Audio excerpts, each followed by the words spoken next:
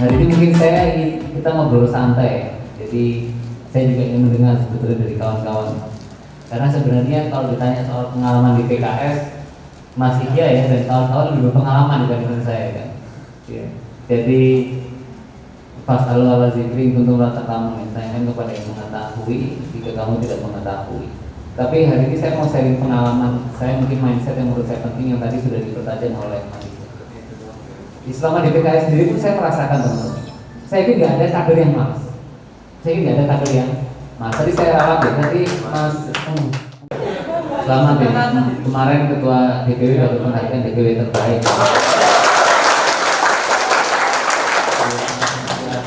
Jadi tadi saya lanjut, saya ini nggak ada kader yang malas.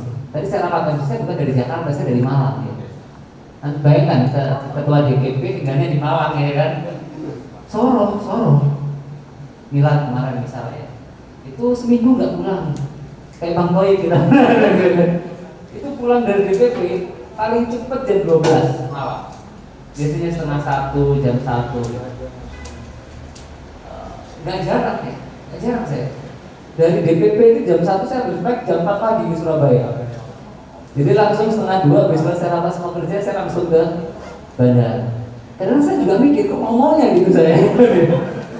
Kok maunya saya itu ninggal kerjaan di kantor gitu, berangkat ya. Tapi saya akhirnya menemukan itu, bahwa saya yakin gak ada kader yang malas. Yang ada itu dia belum menemukan why yang tepat, belum menemukan alasan yang tepat. Saya yakin apa yang membuat kita bangun pagi kalau udah bisa-bisan gitu sampai larut malam ya, karena kita punya riset, kita punya why yang betul-betul menggerakkan gitu. Nah kita anak muda menurut saya ada beberapa poin yang strategis yang perlu kita pertajam dan menjadi tantangan kita ke depan, teman-teman. Jadi satu, saya keliling Indonesia juga sama Presiden. Saya merasa banyak kadang-kadang anak muda hopeless. Kemarin kita kasih surat edaran, siapa ini anak muda yang mau nyalon DPR RI? Gak banyak yang daftar sekali. Karena khawatir berhadapan dengan senior, berhadapan dengan incumbent dan lain sebagainya. Dan menurut saya hal yang harus pertama kita lakukan itu adalah mindset kita. Jadi ada namanya Pygmalion effect. Kalau kita yakin sama diri kita, target kita tinggi. Ya, kalau kamu mau masuk kampus terbaik dunia ya, Harvard, MIT, Stanford, Cambridge, ya, itu kamu akan ngejar TOEFL harus 110 IBT. Iya, walaupun nggak tercapai itu kadang-kadang kita bisa mencapai yang tinggi. Jadi pertama kita harus ya. Kedua itu akan pasang target yang tinggi ya. Bahkan ya kalau mau yang memasukkan dalam dignity, itu kemenangan untuk besok itu bukan sekedar menang kalah, tapi soal kehormatan kita sebagai generasi muda ya. Jadi benar-benar harus ditanamkan, jangan jadi misalkan proses administratif di dalam partai kita. Dan kalau target kita tinggi, behavior kita tinggi ya kan? Kalau kita mau mengejar soal riset, kita akhirnya benar-benar merubah kebiasaan kita. Akhirnya riset baru tidak mencapai terbaik, kita bisa memberikan yang terbaik. Dan tantangan anak muda apa sekarang? Tadi pertama itu menjadi poin pentingnya mindset. Jadi rumusnya menurut saya kita sekarang mau nggak mau harus soroh. Tahu soroh kan? Ini dari orang Jawa ya. Soroh itu harus mau suffering kalau bahasa itu. Menderita, merasakan ketidaknyamanan ya. Jadi wa malazatu ila bidata, tidak ada kenikmatan tanpa kepayahan ya. Jadi kalau kita nyaman kita nggak akan tumbuh. Kalau kita mau tumbuh kita harusnya merasakan ketidaknyamanan. Jadi itu menurut saya harus kita tanamkan semua. Jadi jangan berleha-leha ya. Betul-betul your future is depend on your daily routine. Masa depan ditentukan oleh bagaimana kamu menghabiskan waktu setiap hari. Dan harus detail dan mempersiapkan. Misal Muhammad Al-Fatih dulu ketika menaklukkan Konstantinopel kan, dia menciptakan senjata yang bisa melemparkan peluru yang beratnya 700 kg. Untuk ngecek kedalamannya itu, dia sampai nyamar jadi orang biasa untuk melihat seberapa dalam peluru itu bisa merontokkan dinding Konstantinopel. Ya. Untuk nyari orangnya, dia culik seseorang yang dari Konstantinopel yang dipenjarakan oleh rajanya yang punya kemampuan menciptakan senjata itu. Jadi harus kalau kita mau menang itu harus clear tuh. Berapa yang mau kita capai dan how, bagaimana kita mencapai itu. Jangan sampai kita jadi euforia aja ya, hore-hore gitu kan. Kita harus strategis, taktis dan betul-betul terukur. Jadi yang pertama mindset kita tadi ya. Dan yang kedua, kita harus benar-benar mau soroh tadi, merasakan jadi ada harga yang mahal yang harus kita bayar dari sebuah keberhasilan kan. Kemenangan itu manja, harus direbut dengan kebenaran dalam cara dan kesabaran dalam perjuangan. Dan yang ketiga teman-teman, yang nggak kalah penting ya menurut saya buat pegangan kita, anak muda ini sekarang punya tantangan banyak kita. Saya mau buka surveinya Perludem ya. Menurut Perludem, kalau mau menang DPR kota butuh 500 juta sampai 1 M. Kalau mau menang provinsi butuh 1 sampai 2 M.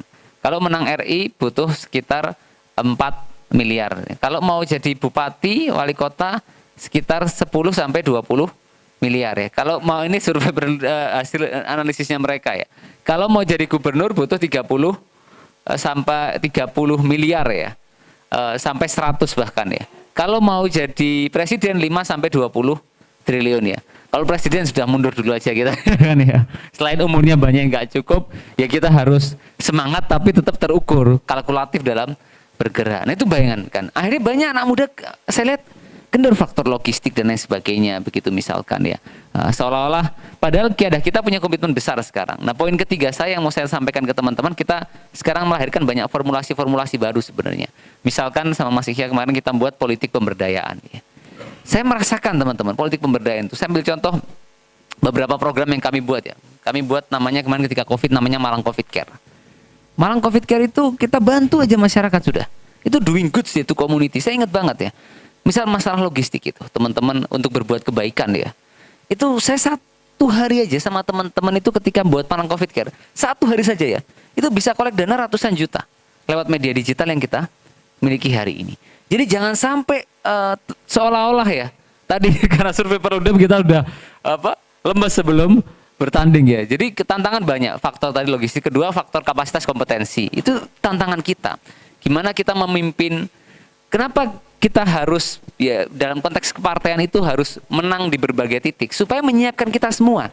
Antum bayangkan kalau kita nggak pernah memimpin 100 orang, nggak pernah memimpin 1000 orang, nggak pernah memimpin 20.000 orang. Gimana bisa memimpin ratusan ribu orang kan? Sama, kalau kita nggak pernah mengelola belasan miliar misalkan ya, puluhan miliar, gimana kita merasa diri kita layak memimpin ratusan miliar begitu? Atau bahkan triliunan ya. Jadi ada proses pendewasaan. Jadi selagi muda, itu tempah diri dengan tugas pekerjaan berat. Tempah terus tanpa henti. Kadang kau akan terpukul, terpuruk, telak dan menyakitkan. Tapi berjalannya waktu, kau akan menyadari bahwa semua yang kau lalui itu membuatmu matang, kokoh, tenang, tangguh, membuatmu melompat jauh lebih tinggi, lebih dari yang kau dan orang-orang bayangkan. Jadi poin keempat saya ini adalah teman-teman fokus siapkan determinan penting dalam perpolitikan kita. Ya. Apa satu? Saya mau simplifikasi yaitu bargaining politik kita sebagai generasi muda. Kalau kita punya bargaining ya, itu berbagai peran-peran ke depan itu bisa kita optimalisasi. Apa saja? Satu tadi keilmuan ya. Teman-teman harus punya value proposition iya. Buat satu benar-benar kapasitas kompetensi yang mungkin tidak dimiliki oleh kader yang lain. Yang membuat kamu itu tidak bisa tergantikan. Dan betul-betul diharapkan oleh berbagai entitas lain gitu. Saya benar-benar mau menyampaikannya supaya kawan-kawan punya satu orientasi besar, learn and do.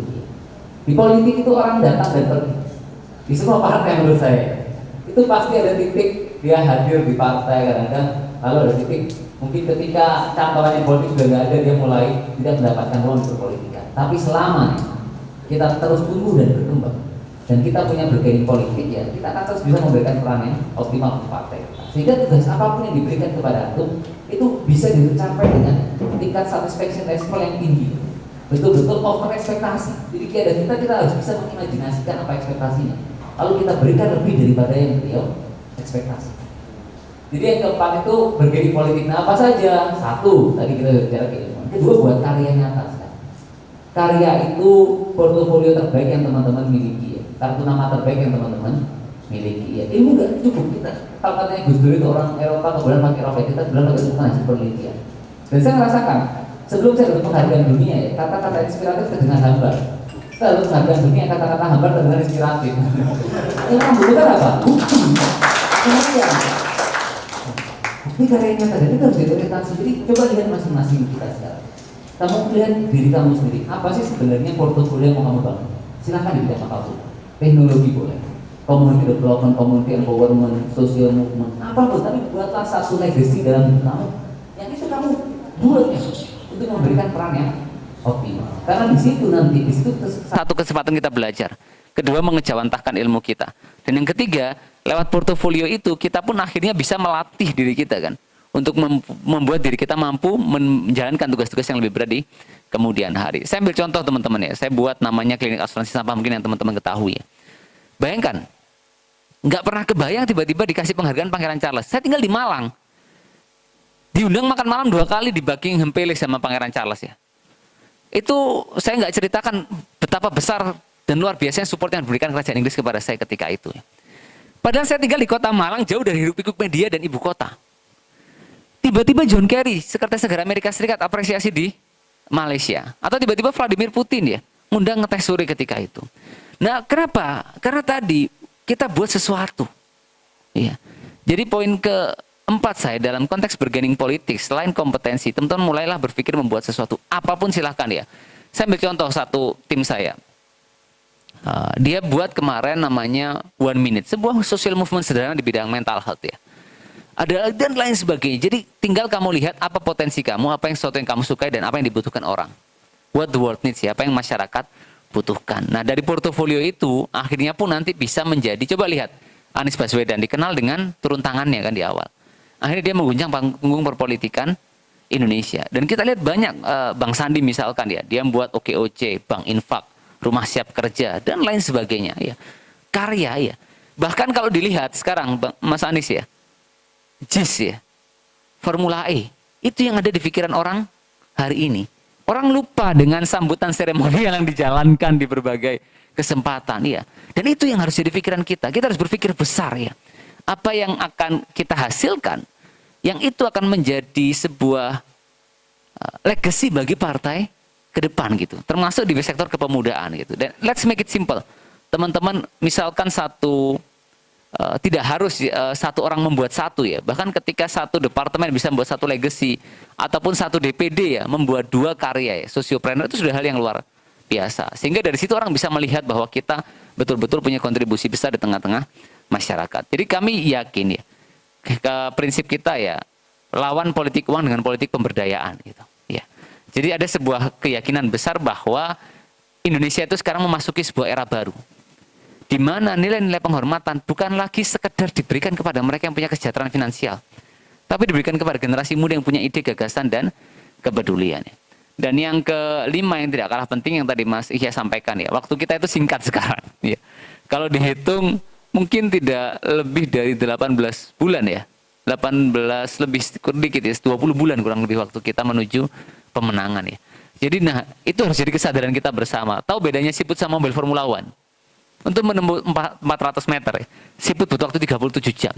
Tapi mobil Formula One 9 detik. Kita mungkin punya cita-cita, tapi pertanyaannya seberapa cepat kita mencapainya. Jadi tentukan apa yang mau kamu capai, lalu kerahkan semua sumber daya untuk mencapai dalam tempo singkatnya.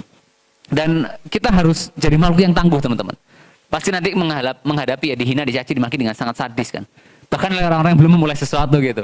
Iya, diremehkan gitu. Iya. Saya sudah kenyang merasakan itu. Even saya ketua DPP ya kan ya. Sudah penghargaan dunia. Itu sering sekali masih diremehkan dan nggak ada habisnya. That's fine ya. Memang harus begitu, yang kita harus lakukan itu memberikan bukti sebenarnya. Ya. Dan itu tugas teman-teman sekarang dan ke depan. Jadi saya yang sampaikan, waktu kamu berbuat sesuatu nanti, kamu kampanye, kamu mau mendorong satu anak muda menjadi caleg, kamu buat sebuah karya, buat inovasi ya, itu pasti akan menghadapi banyak tantangan. Satu tadi dihina, dicaci dengan sangat sadis. Iya, jangan khawatir kamu nggak sendiri, saya sudah kenyang merasakan itu. Saya sudah saksikan itu di dalamnya orang-orang yang punya karya mengagumkan, mereka dihina dengan sangat menyakitkan. Iya. Tapi mereka menjadi manusia level 2 yang tidak peduli dengan hinaan itu, kebal dengan cacian itu, dan mereka mengubah hinaan, cacian, makian itu menjadi motivasi yang membuat mereka belajar, bekerja, berjuang, berkorban 2, 3, 4 kali lipat lebih keras. Sampai akhirnya mereka menghasilkan sebuah karya yang mempesona dan membungkam orang-orang meremehkan mereka. Ya. Jadi saya itu termasuk orang yang bodoh amat sebetulnya. Bodoh amat itu bukan berarti nggak peduli ya, tapi peduli pada hal yang pantas kita pedulikan. Karena secara sadar nggak sadar kamu meletakkan prioritas di pikiran kamu. Ada yang meletakkan penilaian orang di atas, persepsi orang di atas, sehingga dia mengorbankan legacy, karya, prestasi yang dia mau hasilkan. Jadi bekerja keraslah, sampai orang yang menghinamu tanya, Mas ada lowongan kerja nggak gitu ya. Jadi ya itu penting buat teman-teman ya. Nanti menghadapi apa lagi? Kegagalan. That's fine ya. Saya pernah ikut satu program di Amerika, di California University ya. Stepnya panjang. Dari Indonesia saya harus ke Thailand. Menang di Thailand saya ke Kamboja. Menang di Kamboja, baru saya masuk ke 20 besar di California. Masuk lagi 8 besar, saya lolos. Sampai situ saya dapat People Choice Award, tapi kalah sebenarnya, saya nggak dapat yang utama. Di voting di semua audiens saya menang, dipilih. Tapi juri nggak pilih saya ya. Itu saya stressful burnout ya. Jadi yang awalnya saya sudah extend 3 hari mau jalan-jalan, akhirnya saya stay di hotel kerja. Saya cuma kunjungi Facebook, Google, saya kembali ke hotel. Tapi di tahun itu, saya dapat akhirnya menang di Jepang Takeda Foundation, lalu menang di Siemens Stiftung di Jerman, Boehringer Ingelheim di Jerman, dan lain sebagainya. Jadi apa yang mau saya sampaikan ke teman-teman? Success is going from failure to failure without loss of spirit. Ya, success is not final, failure is not fatal. Dan nanti kamu akan hadapi itu, hinaan lalu kegagalan. Sudah ada yang pernah syahid nyalek kan di sini? Ada ya? Ya, that's fine ya. Yang penting kita belajar dari itu, dan setiap kita kalah, apa yang kita lakukan? Celebrating the failure. Tanya sama diri kita, apa keberhasilan yang senilai dengan kegagalan itu? Ya. Dan yang kedua, tanya sama diri kita, atau katakan ya, what if, bagaimana jika kegagalan itu adalah satu-satunya jalan yang harus kita lalui untuk mencapai titik terbaik dalam kehidupan kita. Dan mungkin poin yang berikutnya penting buat kawan-kawan semua yang menurut saya perlu juga kita perlu, saya yakin begini, some people, banyak orang mengubah prinsip mereka demi partainya. Sebagian memilih mengubah partai demi prinsipnya. Sehingga saya punya satu hipotesa besar bahwa partai itu adalah akumulasi dari orang-orang di dalamnya untuk terus melahirkan sebuah perubahan-perubahannya. Dan yang saya mau tekankan ke teman-teman semua adalah orang sering tanya sama saya, Gamal, kamu gak bisa dikasih support berbagai tokoh dunia. Satu hal yang saya tanamkan dalam diri keluarga dan orang yang saya pimpin ya. Kalau kita sempurnakan niat, maka Allah akan sempurnakan pertolongannya. Kalau akhirat yang kita tuju, maka dunia akan datang dalam keadaan tunduk. Jadi orang yang percaya diri, itu bukanlah orang yang yakin pada kemampuannya, tapi orang yang yakin bahwa Allah itu bersamanya. Iya. Jadi barang siapa menjadikan Allah keterpesonaannya, maka dia akan mempesona bagi semua mata. Oleh karena itu tetaplah menjadi pejalan dalam jalan-jalan kebaikan. Karena jalan kebaikan adalah jalan Allah, sehingga dia yang berjalan dalam jalan kebaikan sesungguhnya sedang berjalan bersama Allah. Dan ini era kita teman-teman semua ya. Jadi sekarang tren dunia itu namanya millennial takeover. Anak-anak muda mengambil alih kepemimpinan. Ada namanya gerontokrasi. Gerontokrasi itu ketika pemerintah dan badan pemerintahan dipimpin oleh orang-orang yang berusia lanjut usia ya. Sehingga sekarang tren dunia millennial takeover. Mau lihat di Volodymyr Groisman di Ukraina itu. Dia usianya masih sangat muda, bahkan dilantik under 40 ya. Lalu Syekh Tamim bin Hamad Khalifa Atsani ya. Itu juga masih berusia sangat muda dan lain sebagainya. Ada tren termasuk anggota dewan ya. Misalkan di Inggris ada namanya Maria Black ya. Itu bahkan usia dia 19 tahun jadi anggota dewan. Dinobatkan sebagai anggota dewan termuda semenjak 1667. Di Australia ada namanya John. Disabilitas dan anak muda paling muda ya, 23 tahun dia menjadi anggota parlemen. Dan memang ini terdengar tidak enak, tapi saya mau sampaikan ke teman-teman ya. Ada 2 teori anak muda yang berhasil dalam politik ya. Yang pertama disebut sebagai Tafling, yang satunya lagi Princeling.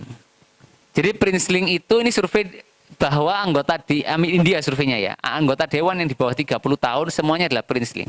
Princeling itu karena kakek kita politisi misalkan, nenek kita politisi.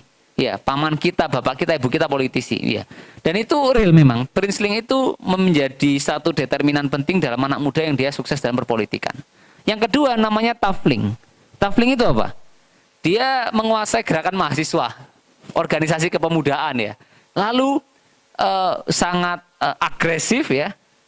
Walaupun tidak enak kalimatnya, tapi kalau dia ketemu good father ya bahasanya, dia akan jadi politisi. Itu yang buku katakan. Tapi saya yakin ada namanya irresistible young politician. Jadi irresistible young politician itu kamu terlalu menarik untuk ditolak gitu. Ya. Dan sekarang kenapa 2024 momentum kita, kiadah kita memberikan afirmasi 15% ya. Saya kumpulkan datanya, hanya ada 9 negara di dunia yang memiliki regulasi yang memberikan kuota khusus untuk generasi muda. Dan kita PKS itu menjadi partai pertama yang membuat sebuah regulasi di Indonesia yang memberikan kuota khusus untuk generasi muda. Gitu. Jadi itu satu komitmen besar kiadah yang diberikan kepada kita. Tapi itu harus dijawab. Jangan juga anak muda minta karpet merah gitu. Iya, minta karpet merah itu sudah dikasih kuota, terus mencari banyak excuse ya, termasuk minta dipermudah berbagai hal. Ya sudah ada kuota itu harus kita jawab sebetulnya. Ya. Tunjukkan bahwa kita itu layak dan kebijakan itu worth it untuk diberikan kepada kita. Jangan jadi bumerang gitu. Jangan jadi bumerang karena ada kuota itu akhirnya akumulasi suara partai menjadi lebih kecil. Karena akumulasi suara anak muda misalkan tidak powerful. Dan itu menjadi tantangan kita di 2024 besok. Bagaimana kita semua itu bekerja sama bukan dalam konteks pribadi sebenarnya ya, tapi dalam konteks meloloskan ya anak-anak muda dalam konteks parlemen, termasuk melakukan regenerasi politik yang optimal di Partai Keadilan Sejahtera. Dan saya punya satu optimisme besar ya, bahwa sekarang dengan adanya peningkatan jumlah zilenial dan milenial, ditambah pertumbuhan penetrasi teknologi informasi yang optimal. Lalu ketiga, kesadaran generasi muda hari ini ya. Jadi 2024 itu era kita, momentum kita dan saatnya ya, kita perebut kemenangan. Satu mungkin poin terakhir dari saya buat kawan-kawan semua ya, yang semoga ini bisa menjadi pegangan kita bersama kawan-kawan. Jadi keberhasilan kemenangan itu kan manja, harus direbut dengan kebenaran dalam cara dan kesabaran dalam perjuangan ya. Banyak partai memiliki uang lebih daripada yang kita punya kan. Ya. Banyak yang memiliki kekuasaan lebih daripada yang kita punya gitu ya. Tapi saya yakin ya, selama kita terus bekerja keras dan kita sempurnakan niat, maka kemenangan hanya masalah waktu. Dan akhir kata, work hard in silence and let your impact and success be your noise. Jadi bekerjalah dalam sunyi dan biarkan dampak dan kesuksesan menjadi bisingmu. Kita anak muda ibarat matahari pukul 12 siang. Paling terang, paling panas, paling membara. Jangan biarkan masa muda ini berlalu begitu saja tanpa karya yang mempesona. Don't let anyone look down on you caused by you are young. So considering that millions of people still need help, our work is not finished ya. Jadi tugas kita bukan sekedar memenangkan kontestasi politik, tapi juga menginspirasi generasi muda untuk berpolitik dengan santun, bijak, dan berkarakter. Terima kasih, kupas-kupas buah manggis. Puas nggak puas, waktunya habis ya. Burung Cendrawasih dari Irian. Terima kasih cukup sekian. Wassalamualaikum warahmatullahi wabarakatuh.